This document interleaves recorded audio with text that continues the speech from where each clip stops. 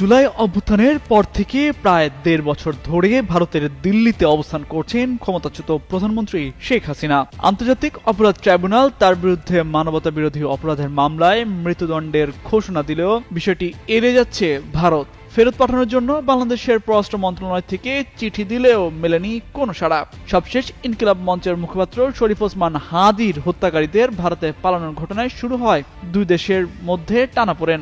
দুই দেশের এমন সম্পর্কের মধ্যেই শেখ হাসিনাকে বাংলাদেশে ফেরত পাঠানোর জন্য ভারতের প্রধানমন্ত্রী নরেন্দ্র মোদীর প্রতি আহ্বান জানিয়েছেন অল ইন্ডিয়া মজলিসি ইত্তেহাদুল মুসলিমিনের নেতা আসাদুদ্দিন ওয়াইসি। হিন্দুত্ববাদী সংগঠনগুলোর চাপে এবছর আইপিএলে খেলতে পারবেন না pacer Mustafizur Rahman. Kolkata night Riders নিলামে কিনলেও তাকে বাদ দিয়েছে দলটি।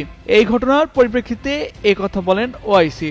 রোববার এক অনুষ্ঠানে তিনি বলেন, বিজেপি মহারাষ্ট্র ও মুম্বাইয়ের মানুষকে বলছে, দেখো এক বাংলাদেশিকে ফেরত পাঠিয়েছি, আরে আরেকজনকে ফেরত পাঠান যে দিল্লিতে মোদির বোন সেজে বসে আছে। এর ভিতরে আরেকটি বোমা ফাটালো ভারতের ওয়াইসি। তিনি বলেছেন, সাবেক প্রধানমন্ত্রী শেখ হাসিনা নরেন্দ্র মোদীর বোন, তাকে যেন খুব শীঘ্রই বাংলাদেশে পাঠানো হয়।